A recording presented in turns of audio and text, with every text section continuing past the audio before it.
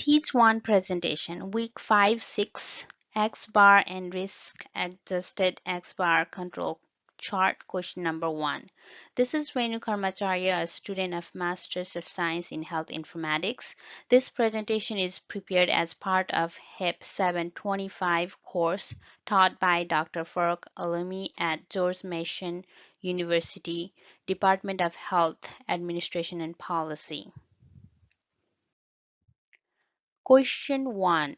In health administration programs, conducting satisfaction surveys are usually covered in courses on quality improvement. This exercise shows how data from satisfaction surveys can be analyzed over time. Assume that in different time period, 4 randomly selected patients rated their satisfactions with our survey. Are we improving? On the right side of the screen, you can see the Excel file given for this question. There are 4 time periods and there are 4 patient ratings which are randomly selected. Step 1. In step 1, I imported library that is needed for this question. I needed 3 libraries, pandas, numpy, and matplotlib.pyplot. Then I read Excel file using the panda library. In step 2, I created 2 data frames, df1 and df2. df1 is created to calculate mean for each time period, and df2 is created to calculate standard deviation for each time period.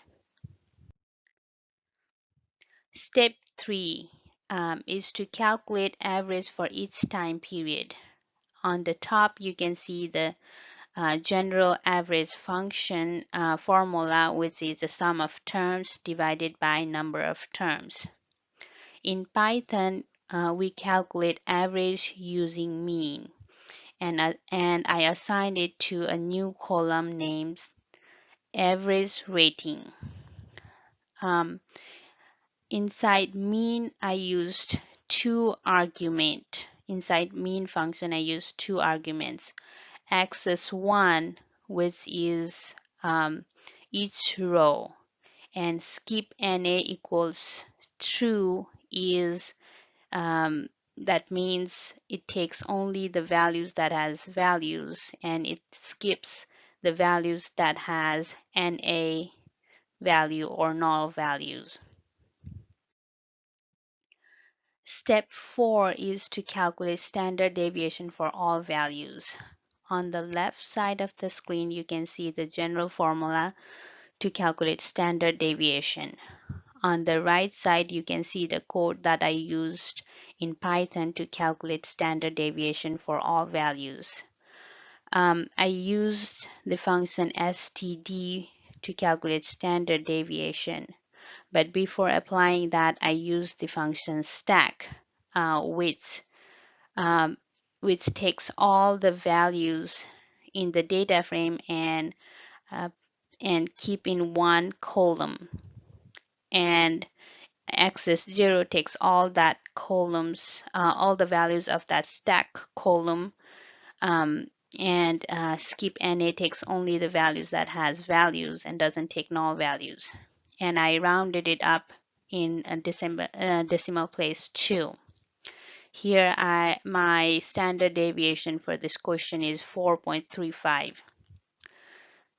In step 5, I calculate standard deviation for each time period, and I assigned it to the new column named stdev for period. I use the code that is shown in step 5, and then I rounded it up to the decimal place 2. On the bottom, you can see the standard deviation for 4 different time periods. Step 6. Here I calculate the average for all values, and I rounded that up in a decimal place 2. For calculating the mean, for calculating the average, I use the mean function, and then I also use the stack to calculate the average for all values.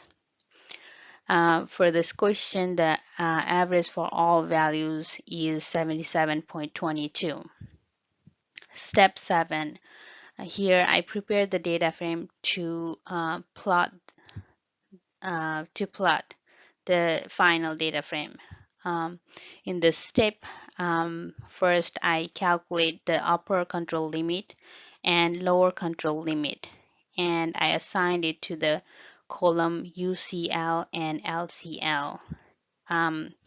The value here is rounded to the decimal place 2. Then I prepared a final data frame DF3 using um, the columns time period, average rating, LCL, and UCL. And on the bottom of the screen, you can see the final data frame, which will be used to prepare a plot.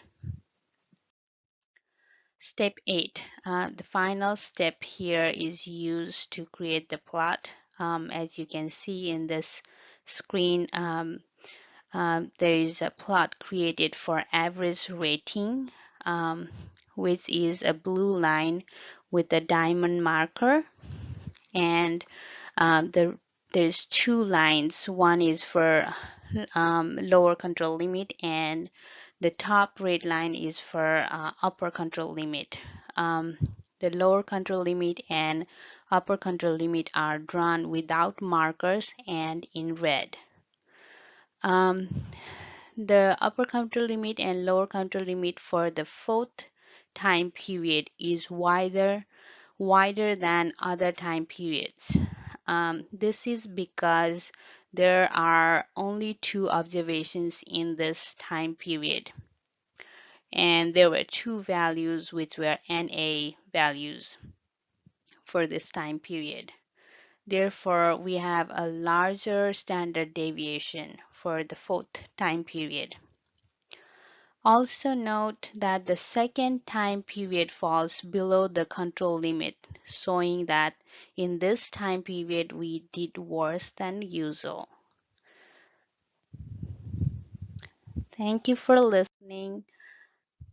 Thank you for listening.